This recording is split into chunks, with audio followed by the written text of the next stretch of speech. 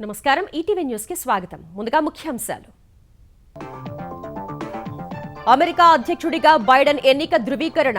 Trump మద్దతుదారుల ఆందోళనల మధ్య ఉభయ సభల ఆమోదం. ఈ నెల 20న ప్రమాణ స్వీకారం.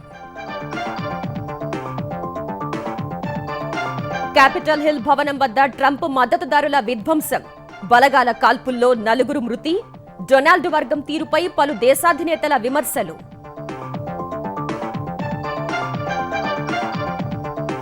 బోయిన్పల్లి కిడ్నాప్ కేసులో ప్రధాన నిందితురాలిగా అఖిలప్రియ. భూ వివాదంలో డబ్బు కోసమే అపహరించినట్లు అంగీకరించారన్న పోలీసులు.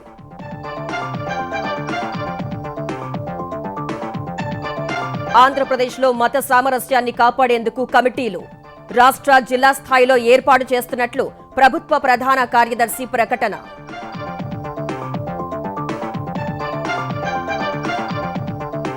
భాజపా జనసేన ఛలో రామతీర్థాన్ని మరోసారి అడ్డుకున్న పోలీసులు. ఆలయాల్లో దాడులపై గవర్నర్కు తెలుగుదేశం నేతల ఫిర్యాదు.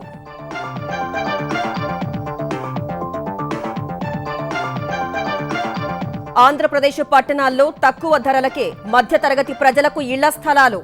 ప్రభుత్వమే లేఅవుట్లు అభివృద్ధి చేసి విక్రయించాలని జగన్ ఆదేశాలు. సికింద్రాబాద్ యశోదాలో కేసీఆర్ కు వైద్య పరీక్షలు. ఛాతీలో కాస్త ఇన్ఫెక్షన్ ఉన్నట్లు వైద్యుల వెల్లడి. ఇతర సమస్యలేవీ లేవని స్పష్టీకరణ.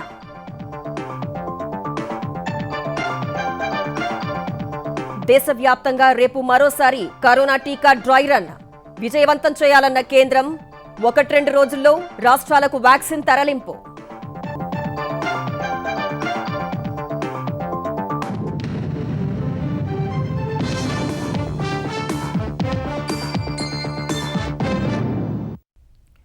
ట్రంప్ మద్దతుదారులు సృష్టించిన భయానక వాతావరణం మధ్య అమెరికా 46వ అధ్యక్షుడిగా జో బైడెన్ ఖరారయ్యారు. ఈ మేరకు అమెరికా పార్లమెంటు ఉభయ సభలు ఆయన విజయాన్ని ధృవీకరించాయి. ఈ సమావేశం సందర్భంగా క్యాపిటల్ హిల్ వద్ద ట్రంప్ మద్దతుదారులు 4 గంటల పాటు బీభత్సం సృష్టించారు. బైడెన్ గెలుపును ధృవీకరించే ప్రక్రియను అడ్డుకునేందుకు వేలాదిగా క్యాపిటల్ హిల్ భవనంపై మూకుమ్మడి దాడి చేశారు. చివరికి భద్రతా సిబ్బంది పరిస్థితిని అదుపులోకి తీసుకురాగా తిరిగి సమావేశమైన యుఎస్ కాంగ్రెస్ బైడెన్ హారిస్ విజయాన్ని ధృవీకరించింది.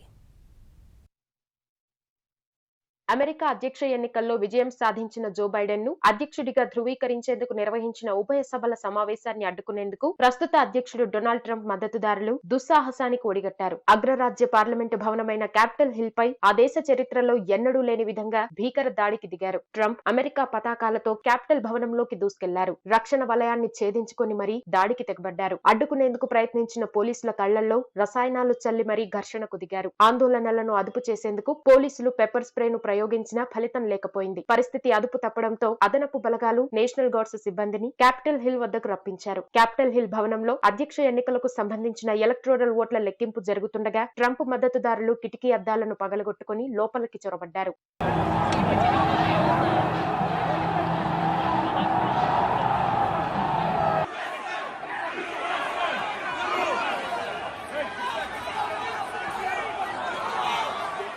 ఆందోళనకారులు సభలోకి చొచ్చుకు రావడంతో భయాందోళనకు గురైన కాంగ్రెస్ సభ్యులు ప్రాణభయంతో బల్లల కింద దాక్కున్నారు. అనంతరం వారిని భద్రతా సిబ్బంది మరో మార్గంలో బయటకు తరలించారు. పరిస్థితి అదుపు తప్పుతున్నట్లు గమనించిన సాయుధ బలగాలు తప్పనిసరి పరిస్థితుల్లో కాల్పులు జరిపారు. ఆ కాల్పుల్లో 4 మృత్యువాత పడగా మరికొందరు గాయపడ్డారు. నిరసనకారులను చెదరగొట్టేందుకు కాంగ్రెస్ ప్రాంగణంలో బాష్పవాయు గోళాలను కూడా ప్రయోగించారు. ఆందోళనకారుల నుంచి 2 పైప్ బాంబులు స్వాధీనం చేసుకున్నట్లు పోలీసులు తెలిపారు. మొత్తం 4 గంటల పాటు క్యాపిటల్ హిల్ భవనం రణరంగాన్ని తలపించింది. ఆ తర్వాత ఆందోళనకారులను భవనం నుంచి ఖాళీ చేయించిన పోలీసులు భవనం సురక్షితమని ప్రకటించారు.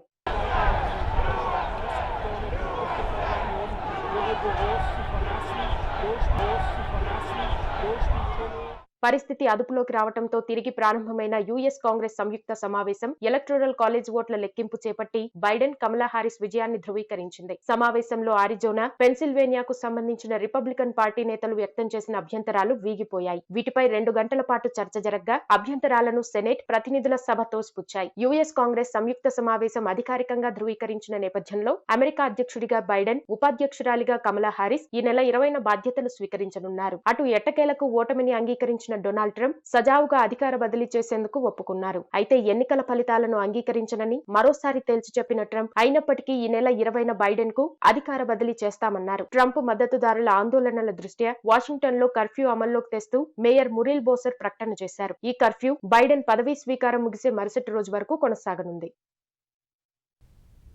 వాషింగ్టన్ డీసీలోని క్యాపిటల్ హిల్ వద్ద జరిగిన దాడిని అమెరికా నేతలు సహా ప్రపంచ దేశాల అధినేతలు తీవ్రంగా ఖండించారు.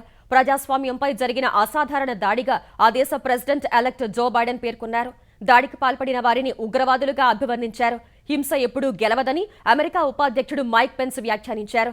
రిపబ్లికన్ పార్టీ రాజకీయ వ్యవహారాలను చూసే రిపబ్లిక్ నేషనల్ కమిటీ కూడా ఘటనను ఖండించింది. ఈ దాడిని చరిత్ర గుర్తుంచుకుంటుందని మాజీ అధ్యక్షుడు బరాక్ ఒబామా అన్నారు. ట్రంప్ను పదవి నుంచి తొలగించాలంటూ ఆ దేశ మీడియా డిమాండ్ చేసింది. క్యాపిటల్ భవనం వద్ద జరిగిన హింసాత్మక ఘటనపై ఐక్యరాజ్యసమితి, భారత్, బ్రిటన్ సహా ప్రపంచ దేశాలు విచారం వ్యక్తం చేశాయి. క్యాపిటల్ హిల్ ఘటన బాధ కలిగించిందన్న ప్రధాని నరేంద్ర మోదీ అధికార బదిలీ శాంతియుతంగా జరగాలన్నారు. శాంతియుతంగా అధికార బదిలీ చేపట్టాల్సిన తరుణంలో ఇలాంటి ఘటనలు జరగడం బాధాకరమంటూ బ్రిటన్ ప్రధాని బోరిస్ జాన్సన్ అసహనం వ్యక్తం చేశారు. ఐరోపా మిత్ర దేశాలు ఈ దాడిని తీవ్రంగా తప్పుపట్టాయి. ఈ హింసాత్మక ఘటనల్లో పాల్గొనకూడదని ఆస్ట్రేలియా, చైనా సహా పలు దేశాలు అమెరికాలో ఉన్న తమ పౌరులకు హెచ్చరికలు జారీ చేశాయి. క్యాపిటల్ హిల్ ఘటనకు సంబంధించి ట్రంప్ పై సొంత పార్టీ నుంచి తీవ్ర వ్యతిరేకత వ్యక్తమవుతోంది. ఈ ఘటనకు కారకుడైన ట్రంప్ ను అధ్యక్ష పదవి నుంచి తొలగించాలని ట్రంప్ కేబినెట్ భావిస్తున్నట్లు సమాచారం. క్యాపిటల్ హిల్ దాడి నేపథ్యంలో ట్రంప్ ను తొలగించే అంశంపై సాధ్యాసాధ్యాలను కేబినెట్ సభ్యులు చర్చిస్తున్నట్లు అమెరికా మీడియా కథనాలు పేర్కొన్నాయి. అమెరికా అధ్యక్షుడిని పదవి నుంచి తొలగించేందుకు ఉన్న 2 మార్గాల్లో ఒకటైన రాజ్యాంగంలోని 25వ సవరణ అధికారంపై కేబినెట్ సభ్యులు చర్చిస్తున్నట్టు తెలుస్తోంది. ట్రంప్ పాలనపై నియంత్రణ కోల్పోయారని, అందుకే ఆయనను పదవి నుంచి తొలగించాలనుకుంటున్నట్లు రిపబ్లికన్ నేతలు వ్యాఖ్యానించారు. ట్రంప్ పదవీ కాలం ఈ నెల 20 వరకు ఉండగా అంతకంటే ముందే ఆయన్ని పదవి నుంచి తప్పించాలని యోచిస్తున్నారు. బోయిన్పల్లి అపహరణ కేసు కొత్త మలుపులు తిరుగుతోంది. ఇప్పటి వరకు A1 నిందితుడిగా ఏవి సుబ్బారెడ్డిని పేర్కొన్న పోలీసులు రిమాండ్ నివేదికలో A1 నిందితురాలిగా ఆంధ్రప్రదేశ్ మాజీ మంత్రి భూమా అఖిలప్రియను చేర్చారు. హఫీజ్పేట భూముల వివాదంలో డబ్బు కోసం ఆమె భర్త భార్గవరాం ఏవి సుబ్బారెడ్డితో కలిసి ప్రవీణ్ రావు సోదరుల్ని కిడ్నాప్ చేసినట్లు అఖిలప్రియ అంగీకరించారని పోలీసులు తెలిపారు. రాజకీయ బలంతో సాక్షులు దర్యాప్తును ప్రభావితం చేస్తారని, బాధితుల కుటుంబంపై దాడులకు తెగించే ప్రమాదం ఉన్నందునే ఆమెను అరెస్టు చేశామని నివేదికలో పోలీసులు వివరించారు. భూ వివాదం అపహరణ కేసులో అరెస్టైన ఆంధ్రప్రదేశ్ మాజీ మంత్రి భూమా అఖిలప్రియ రిమాండ్ నివేదికలో బోయిన్పల్లి పోలీసులు కీలక వివరాలు వెల్లడించారు. ఏవి సుబ్బారెడ్డి A1 అని తొలుత పేర్కొన్న పోలీసులు రిమాండ్ నివేదికలో అఖిలప్రియను A1 నిందితురాలు అని న్యాయస్థానానికి నివేదించారు. A2గా ఏవి సుబ్బారెడ్డి, A3గా భార్గవరాంను పేర్కొన్నారు. శ్రీనివాసరావు అలియా శ్రీను చౌదరి, సాయి, సంటి, ప్రకాష్ ను మిగతా నిందితులుగా ప్రస్తావించారు. 3 వాహనాల్లో నిందితులు వెళ్లి ప్రవీణ్ రావు సహా ఇతరుల్ని అపహరించారని నివేదికలో వివరించారు. కళ్లకు గంతలు కట్టి చేతులు కట్టేసి తీసుకువెళ్లారంటూ బాధితులు ఇచ్చిన వాంగ్మూలాన్ని ప్రస్తావించారు. కర్రలతో కొట్టి దస్త్రాలు, బ్యాంకు పత్రాలపై బలవంతంగా సంతకాలు చేయించుకున్నారని తెలిపారు. కిడ్నాప్ చేసి తీసుకువెళ్తున్నప్పుడు నిందితులు అఖిలప్రియ, భార్గవరాం, సుబ్బారెడ్డి పేర్లు ప్రస్తావించారన్నారు. నిందితులు 25 నుంచి 40 ఏళ్ల మధ్య వయసులో ఉన్నారని, తెలుగు, ఆంగ్లంలో మాట్లాడారని బాధితులు వివరించినట్లు పోలీసులు రిమాండ్ నివేదికలో వెల్లడించారు. అపహరణ, పోలీసుల గాలింపుపై మీడియాలో వార్తలు రాగానే తమను వదిలిపెట్టాలని ఫోన్లో నిందితులకు ఆదేశాలు వచ్చాయని పేర్కొన్నారు. సన్ సిటీ కాళీమాత ఆలయం వద్ద వదిలేశారని బాధితులు తెలిపారు. క్యాబ్ మాట్లాడుకుని బాధితులు వెళ్లబోతున్న క్రమంలో ఘటనాస్థలికి చేరుకుని ఆస్పత్రికి తరలించామని పోలీసులు నివేదికలో తెలిపారు. హఫీజ్పేటలోని భూమి వివాదమే అపహరణకు కారణంగా దర్యాప్తులో తేలిందని నివేదికలో పోలీసులు స్పష్టం చేశారు. సర్వే నంబర్ 80లోని 25 ఎకరాల భూమిని ప్రవీణ్ రావు 2016లో కొనుగోలు చేయగా ఆ భూమి తమదని అఖిలప్రియ, భార్గవరాం, సుబ్బారెడ్డి వాదిస్తూ ప్రవీణ్ రావును ఇబ్బంది పెట్టారని తెలిపారు. ప్రవీణ్ రావు వారితో సెటిల్ చేసుకుని అఖిలప్రియ, భార్గవరాం తరపున సుబ్బారెడ్డికి కొంత డబ్బులు ఇచ్చారని వివరించారు. ఇటీవల భూమి ధరలు పెరగడంతో మళ్లీ ఇబ్బందులకు గురి చేశారన్నారు. గతేడాది భూమి వద్దకు వచ్చి ప్రవీణ్ రావును డబ్బుల కోసం బెదిరించారని మియాపూర్ పోలీస్ స్టేషన్లో కేసు నమోదైనట్లు కోర్టుకు పోలీసులు తెలిపారు. బెదిరించి డబ్బు వసూలు చేసేందుకు తాజాగా కిడ్నాప్ చేసినట్లు వివరించారు. అఖిలప్రియను బుధవారం ప్రశ్నించగా సుబ్బారెడ్డి, భార్గవరాంతో కలిసి కిడ్నాప్ చేసినట్లు అంగీకరించారని రిమాండ్ నివేదికలో పోలీసులు తెలిపారు. మిగతా నిందితుల వివరాలు సుబ్బారెడ్డి, భార్గవ్కు తెలుసని ఆమె చెప్పినట్లు వివరించారు. గతంలో జరిగిన సెటిల్మెంట్ సంతృప్తిగా లేనందునే కిడ్నాప్ చేసినట్లు అఖిలప్రియ చెప్పినట్లు వెల్లడించారు. వెల్లడించారు. మరోవైపు కిడ్నాప్ వ్యవహారంలో సీసీ కెమెరాల్లో నమోదైన దృశ్యాలు నిందితులు ఎంత పక్కా ప్రణాళికతో వచ్చారు అనేది స్పష్టం చేస్తున్నాయి.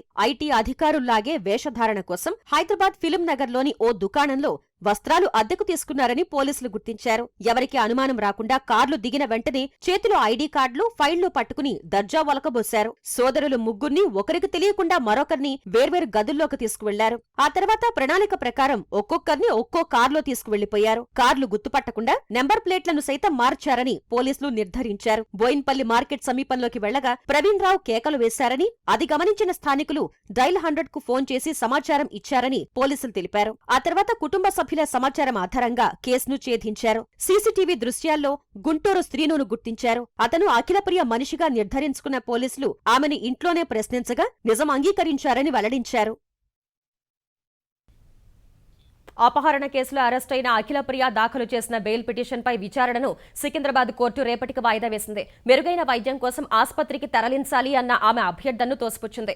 జైల్లో తగిన వైద్య సౌకర్యాలు ఉన్నాయన్న కోర్టు జైలు అధికారులు సూచిస్తే నిర్ణయం తీసుకుంటామని తెలిపింది. అఖిలప్రియ బెయిల్ పిటిషన్పై శుక్రవారం కౌంటర్ దాఖలు చేయాలని పోలీసుల్ని ఆదేశిస్తూ విచారణను వాయిదా వేసింది. మరోవైపు పరారీలో ఉన్న అఖిలప్రియ భర్త భార్గవరాంతో పాటు కిడ్నాపర్ల కోసం పోలీసులు ముమ్మరంగా గాలిస్తున్నారు. ఇందుకోసం ప్రత్యేక బృందాలను బెంగళూరుకు పంపినట్లు అధికారులు వెల్లడించారు. హఫీజ్పేట భూ వ్యవహారంలో అఖిలప్రియకు తమకు ఎలాంటి సంబంధం లేదని బాధితుడు ప్రవీణ్ రావు సోదరుడు ప్రతాప్ రావు స్పష్టం చేశారు. తమకు సుబ్బారెడ్డికి మధ్య మాత్రమే లావాదేవీలు జరిగాయని చెప్పారు. హఫీజ్పేటలో 400 ఎకరాల భూములు వివాదాల్లో ఉన్నాయని, కేవలం తమ వ్యవహారంపైనే గొడవ చేయడం సరికాదన్నారు. ఆ భూమి అఖిలప్రియదైతే న్యాయపరంగా సాధించుకోవాలని సూచించిన ఆయన తమకు న్యాయస్థానాలపై అపారమైన నమ్మకం ఉందని వెల్లడించారు.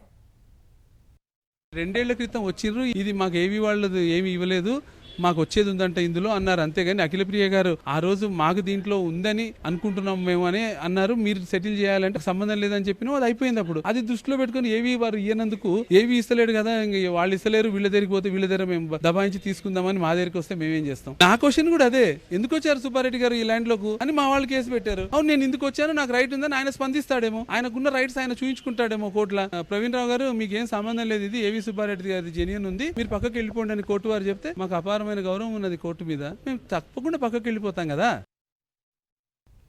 ఆంధ్రప్రదేశ్ పట్టణ నగరాల్లోని మధ్యతరగతి ప్రజలకు తక్కువ ధరకు ఇళ్ల స్థలాలు ఇవ్వాలని ప్రభుత్వం నిర్ణయించింది. ఈ మేరకు లేఅవుట్లను అభివృద్ధి చేయాలని సీఎం జగన్ అధికారులను ఆదేశించారు. పురపాలక పట్టణాభివృద్ధి శాఖపై సమీక్షించిన ముఖ్యమంత్రి లాభాపేక్ష లేకుండా లాటరీ పద్ధతిలో ప్లాట్లు కేటాయించాలని సూచించారు. తద్వారా మధ్యతరగతి ప్రజలకు వివాదాలు లేని క్లియర్ టైటిల్స్ తో కూడిన ఇంటి స్థలాలు తక్కువ ధరకు అందుబాటులోకి వస్తాయన్నారు. దీనిపై మేధో మథనం చేసి ఒక పాలసీని తీసుకురావాలని ఆదేశించారు. వైఎస్ఆర్ జగనన్న కాలనీలో భూగర్భ డ్రైనేజీ సహా మౌలిక సదుపాయాలు కల్పించాలని కలెక్టర్లకు సూచించినట్లు సీఎం తెలిపారు. ఏపీలో 17,000 రెవెన్యూ గ్రామాలు ఉంటే ప్రభుత్వం మరో 17,000 కాలనీలు నిర్మిస్తోందని చెప్పారు. పార్కులు, గ్రామ వార్డు సచివాలయాలు, విలేజ్ క్లినిక్స్ కూడా ఈ కాలనీల్లో తీసుకురావాలని ఆదేశించారు. మరోవైపు మంగళగిరి, తాడేపల్లి మున్సిపాలిటీలను కలిపి కార్పొరేషన్ ఏర్పాటు చేయాలని నిర్ణయించారు. దీనికి సంబంధించి 1000 కోట్లతో డీపీఆర్ను త్వరగా ఆమోదించేలా చర్యలు తీసుకోవాలన్నారు. భీమిలి నుంచి భోగాపురం వరకు సముద్ర తీరం వెంబడి 6 లేన్ల బీచ్ రోడ్డు ప్రతిపాదనలు సిద్ధం చేస్తున్నామని సీఎంకు అధికారులు వివరించారు. ఈ రహదారిలో భాగంగా గోస్తని నదిపై సుందరమైన బ్రిడ్జ్ నిర్మాణం చేస్తున్నామని తెలిపారు. ఇది విశాఖకు ఒక చిహ్నంగా మిగులుతుందన్న సీఎం సమగ్ర కార్యాచరణ రూపొందించాలని ఆదేశించారు. ఛాతీలో మంటగా ఉండడంతో ముఖ్యమంత్రి కేసీఆర్ సికింద్రాబాద్ యశోద ఆసుపత్రిలో పరీక్షలు చేయించుకున్నారు. ఊపిరితిత్తుల్లో మంటగా ఉండడం వల్ల కేసీఆర్ కు నిన్న వ్యక్తిగత వైద్యులు పరీక్షలు చేశారు. వారి సూచన మేరకు ఇవాళ యశోద ఆసుపత్రిలో మరికొన్ని పరీక్షలు చేయించుకున్నారు. కేసీఆర్ కు ఛాతీలో కొంచెం ఇన్ఫెక్షన్ ఉందని, అందుకు సంబంధించిన యాంటీబయాటిక్ ఔషధాలు ఇచ్చామని యశోద వైద్యులు తెలిపారు. కేసీఆర్ కు ఇతరత్రా ఆరోగ్య సమస్యలేవీ లేవని సీఎం వ్యక్తిగత వైద్యుడు ఎంవీ రావు స్పష్టం చేశారు. కొంచెం ఛాతిలో ఇన్ఫెక్షన్ వచ్చింది, వారు కొంచెం దగ్గుతో అదేవిధంగా కొంచెం ఛాతి నొప్పితో బాధపడ్డారు. నిన్న వారిని చూడడం జరిగింది ఇంట్లో. ఈ రోజు పరీక్ష రమ్మన్నాము. ఇది సాధారణంగా ప్రతి సంవత్సరం చేసే టెస్ట్లే. పోయిన సంవత్సరం జనవరిలో టెస్టులు చేశాము, అదేవిధంగా ఈ సంవత్సరం ఇప్పుడు టెస్టులు చేశాము. ఇప్పుడు కొంచెం రిపోర్ట్స్ అన్ని బాగానే ఉన్నాయి. ఛాతీ సిటీ స్కాన్ లో కూడా బాగానే ఉంది, కొంచెం చిన్న ఇన్ఫెక్షన్ తప్ప. దానికి యాంటీబయాటిక్స్ ఆల్రెడీ ఇస్తున్నాం కాబట్టి వారు ఆల్రెడీ రెస్పాండ్ అవుతున్నారు. పెద్ద సమస్య లేదు, తీవ్రమైన ఆరోగ్య సమస్య ఏమీ లేదు. మిగతా పరీక్ష రిపోర్ట్ అనేది రేపటికి వస్తాయి. దాని గురించి మనం పూర్తి సమాచారం రేపు ఇవ్వగలం. ప్రస్తుతానికి హార్ట్ కానివ్వండి, లంగ్స్ కానివ్వండి, లివర్ కానివ్వండి, కిడ్నీ కానివ్వండి, అన్నీ బాగున్నాయి. ఆంధ్రప్రదేశ్లో మత సామరస్యాన్ని కాపాడేందుకు కమిటీలు ఏర్పాటు చేస్తూ ప్రభుత్వం ఉత్తర్వులు జారీ చేసింది. ఈ మేరకు రాష్ట్ర జిల్లా స్థాయి కమిటీలు ఏర్పాటు చేస్తున్నట్లు ప్రభుత్వ ప్రధాన కార్యదర్శి ఆదిత్యనాథ్ దాస్ ప్రకటించారు. మత సామరస్యం పెంపొందించేందుకు కమిటీలు తరచూ భేటీ అవుతాయని చెప్పారు. సీఎస్ ఆధ్వర్యంలో ఏర్పాటయ్యే రాష్ట్ర స్థాయి కమిటీలో సాధారణ పరిపాలనా శాఖ ముఖ్య కార్యదర్శి, హోం, దేవాదాయ, మైనార్టీ సంక్షేమ శాఖల ముఖ్య కార్యదర్శులు సహా అన్ని మతాలకు చెందిన ప్రతినిధులు సభ్యులుగా ఉంటారని వివరించారు. జిల్లాల్లో కలెక్టర్ల ఆధ్వర్యంలో ఏర్పాటయ్యే కమిటీలు పరిస్థితులు నిరంతరం పర్యవేక్షిస్తాయని తెలిపారు. ప్రజలకు భరోసా కల్పించేందుకే కమిటీల ఏర్పాటన్న సీఎస్ వీటికి ఎలాంటి కాలపరిమితి లేదని వెల్లడించారు. సీఎం, డీజీపీ, హోంమంత్రి మొదట ప్రజా సేవకులని, ఆ తర్వాతే క్రైస్తవులని స్పష్టం చేసిన ఆదిత్యనాథ్ దాస్ ప్రజాసేవలో ఉన్నవారికి మతం ఆపాదించడం సరికాదని వ్యాఖ్యానించారు. Recent occurrences of some desecration to the temples, religious places has brought bad name not only to the state but also it has caused grave concern in the administration. It has made us realize that constant vigil is also necessary to maintain this spirit of togetherness and communal harmony in our state. With these things, the state government have decided to constitute committees both at state level as well as at the district level. That state government is completely committed to maintain religious and communal harmony, and anyone who tries to disturb that, anyone who tries to break that bonding will be dealt sternly by the law enforcement agencies of the state. ఆంధ్రప్రదేశ్లో ఆలయాలపై జరుగుతున్న దాడుల్లో కుట్రకోణం దాగుందని ప్రాథమికంగా అంచనాకు వస్తున్నట్లు శాంతి భద్రతల ADG Ravishankar Ayyanar తెలిపారు. కృష్ణా జిల్లా రాజమహేంద్రవరం ఘటనలు ఒకే విధంగా ఉన్నాయని, 2 చోట్ల ఒకే ఎలక్ట్రిక్ రంపం వాడినట్లు విచారణలో వెల్లడైనట్లు ఆయన పేర్కొన్నారు. అంతర్వేది ఘటన తర్వాత జరిగిన వాటిని పోల్చి చూస్తున్నామన్న రవిశంకర్ ఏపీలో దేవాలయాలపై మొత్తంగా 388 దాడులు జరిగినట్లు వెల్లడించారు. ఇప్పుడు దాకా జరిగిన కేసులన్నీ కూడా దానికి సంబంధించిన technical data, field level data is being gathered as part of the investigation. There is one such case which has come to light where a cutting tool ఉంటుంది కదా, సా ఉంటుంది కదా, that has been recovered and the same saw is used in two separate incidents, one in Krishna district, another one in Rajahmundry. Series of incidents have taken place since Antarvedi, that 5th September tarvata jarigina incidents anni kuda compile chestu ippudu state level lo monna CID ki appachavadam jarigindi. So like this many more facets might come out, but prima facie, as Chief Secretary sir said, there is some conspiracy. చలో రామతీర్థం పేరుతో కొండపైకి వెళ్లేందుకు యత్నించిన భాజపా, జనసేన శ్రేణుల్ని పోలీసులు అడ్డుకోవడం ఉద్రిక్తతకు దారితీసింది. నేతల పర్యటన దృష్ట్యా నెల్లిమర్లకు వెళ్లే అన్ని దారుల్లోనూ మోహరించిన పోలీసులు భాజపా, జనసేన శ్రేణుల్ని ఎక్కడికక్కడ అడ్డుకున్నారు. భాజపా ఆంధ్రప్రదేశ్ అధ్యక్షుడు సోము వీర్రాజు సహా పార్టీ నేతల్ని నిలువరించారు. ఈ క్రమంలో పోలీసులు, భాజపా శ్రేణుల మధ్య వాగ్వాదం తోపులాటకు దారితీసింది. ఈ ఘటనలో సోము వీర్రాజు, విష్ణువర్ధన్ రెడ్డి సొమ్మసిల్లి పడిపోయారు. తెలుగుదేశం, వైకాపా నేతలకు ఎలా అనుమతించారో చెప్పాలన్న సోము వీర్రాజు అదేవిధంగా తమకు అనుమతి ఇవ్వాలని డిమాండ్ చేశారు. ఎన్నిసార్లు అరెస్ట్ చేసినా రామతీర్థం దర్శించుకుని తీరుతామని చెప్పారు. చంద్రబాబు నాయుడుకి ఎందుకు అనుమతించారు? విజయసాయి రెడ్డికి ఎందుకు అనుమతించారు? జగన్మోహన్ రెడ్డి ప్రభుత్వం సమాధానం చెప్పి తీరాలి. బేషరతుగా రాముడి యొక్క మందిరానికి, దర్శనానికి అనుమతి ఇచ్చి తీరవలసిందే. ఈ ప్రభుత్వం యొక్క ద్వంద్వ వైఖరి మీద భారతీయ జనతా పార్టీ ప్రజా పోరాటం చేస్తుందని, బీజేపీ నిరోధించడాన్ని జాతికి క్షమాపణ చెప్పాలి జగన్మోహన్ రెడ్డి. ఇది నిరంతర పోరాటం. పోలీసులు ప్రభుత్వం చేతిలో కీలి బొమ్మలుగా ఉండొద్దని పోలీస్ యంత్రాంగాన్ని హెచ్చరిక చేస్తున్నా. మాకే ఎందుకు సెక్షన్ 34 ఇది విదేశాయి రెడ్డికి లేదా అని అడుగుతున్నా. ఆంధ్రప్రదేశ్లో ఆలయాలపై దాడులు, విగ్రహాల ధ్వంసం ఘటనలపై గవర్నర్ బిశ్వభూషణ్ హరిచందన్ కు తెలుగుదేశం నేతలు ఫిర్యాదు చేశారు. ఇప్పటి వరకు ఇలాంటి ఘటనలు 144 జరిగాయని వివరించారు.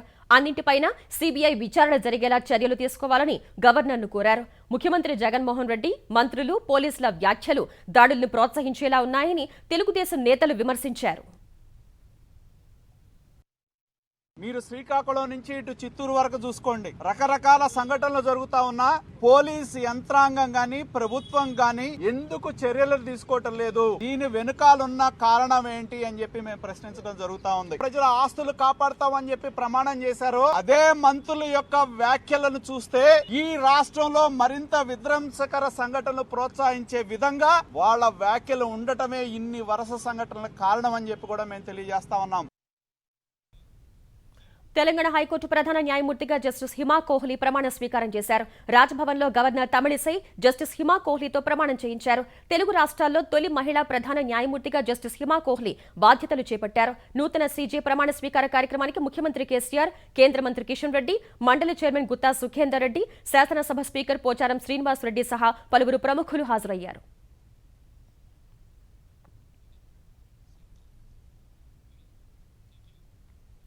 తెలంగాణ ప్రభుత్వం 2,508 కోట్ల రూపాయల అదనపు రుణం తీసుకునేందుకు కేంద్ర ప్రభుత్వం అనుమతి ఇచ్చింది. పట్టణ స్థానిక సంస్థల్లో సంస్కరణలను అమలు చేసినందుకు ఈ వెసులుబాటు కల్పిస్తున్నట్లు పేర్కొంది. పట్టణ స్థానిక సంస్థల్లో సంస్కరణలు అమలు చేసిన మూడో రాష్ట్రంగా తెలంగాణ నిలవడంతో అదనపు రుణం పొందేందుకు కేంద్రం అనుమతి ఇచ్చింది.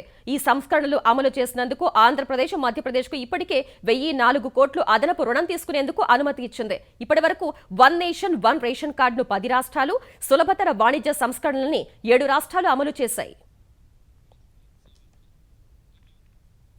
సీనియర్ ఐపీఎస్ అధికారి ఏబీ వెంకటేశ్వరరావుకు ఆంధ్రప్రదేశ్ హైకోర్టులో ఊరట లభించింది. ఆయన దాఖలు చేసిన ముందస్తు బెయిల్ పిటిషన్పై విచారణ జరిపిన హైకోర్టు అరెస్టు విషయంలో తొందరపడవద్దని మధ్యంతర ఉత్తర్వులు జారీ చేసింది. తదుపరి విచారణను ఈ నెల 18కి వాయిదా వేసింది. నిఘా పరికరాల కొనుగోళ్ల విషయంలో పోలీసులు ఏదో రకంగా తనను అరెస్ట్ చేయాలని చూస్తున్నారని వెంకటేశ్వరరావు పిటిషన్ దాఖలు చేయగా ఆయన తరపున సుప్రీంకోర్టు సీనియర్ న్యాయవాది ఆదినారాయణరావు వాదనలు వినిపించారు. సెలవు రోజులు, వారాంతాల్లో అరెస్ట్ చేసేందుకు సిద్ధమవుతున్నారని తెలిపారు.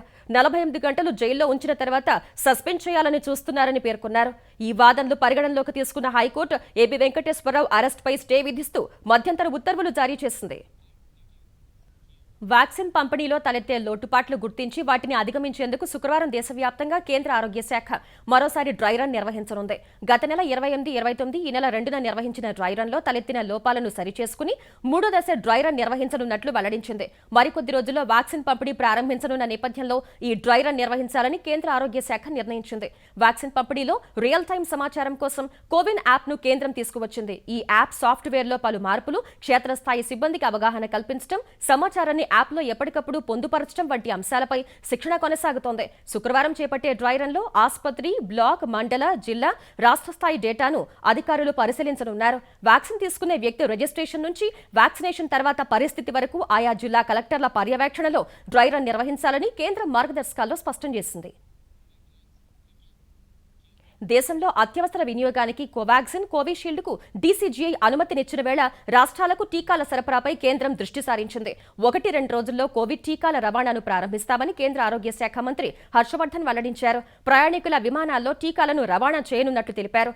అన్ని రాష్ట్రాలు, కేంద్రపాలిత ప్రాంతాల ఆరోగ్య శాఖ మంత్రులతో హర్షవర్ధన్ సమీక్ష నిర్వహించారు. శుక్రవారం నాటి దేశవ్యాప్త డ్రై రన్ను విజయవంతం చేయాలని, టీకాపై ప్రజల్లో నెలకొన్న అపోహల్ని తొలగించాలని సూచించారు. తొలి దశలో 3 కోట్ల మందికి టీకా ఇవ్వనున్నట్లు తెలిపిన హర్షవర్ధన్ పుణే నుంచి దేశంలోని అన్ని ప్రాంతాలకు కోవిడ్ టీకాలను సరఫరా చేస్తామని, అందుకోసం దేశవ్యాప్తంగా 41 కేంద్రాలను ఏర్పాటు చేశామని చెప్పారు. పశ్చిమ సరుకు రవాణా కారిడార్లో భాగంగా నిర్మించిన 306 కిలోమీటర్ల పొడవైన రెవారీ మదర్ సరుకు రవాణా మార్గాన్ని ప్రధాని నరేంద్ర మోదీ జాతికి అంకితం ఇచ్చారు. ప్రపంచంలోనే తొలిసారి 1.5 కిలోమీటర్ల పొడవైన డబుల్ కంటైనర్ ట్రైన్ను వీడియో కాన్ఫరెన్స్ ద్వారా ప్రారంభించారు. హర్యానాలోని అటేలి, రాజస్థాన్లోని కిషన్గఢ్ మధ్య ఈ రైలు నడవనుంది. ఈ కార్యక్రమంలో హర్యానా, రాజస్థాన్ గవర్నర్లు నారాయణ్ ఆర్య, కల్రాజ్ మిశ్రా, రైల్వే శాఖ మంత్రి పీయూష్ గోయల్, ముఖ్యమంత్రులు మనోహర్ లాల్ ఖట్టర్, అశోక్ గెహ్లోట్ పాల్గొన్నారు. దేశంలో మౌలిక సదుపాయాలను ఆధునీకరించే మహాయజ్ఞం ఊపందుకుందని ఈ సందర్భంగా ప్రధాని మోదీ తెలిపారు. నూతనంగా జాతికి అంకితం ఇచ్చిన సరుకు రవాణా కారిడార్ 21వ శతాబ్దంలో గేమ్ చేంజర్ కానుందన్నారు. 5 కృషి ఫలితంగా సరుకు కారిడార్ ప్రాజెక్టులోని అతిపెద్ద భాగం కార్యరూపం దాల్చినట్లు ప్రధాని చెప్పారు.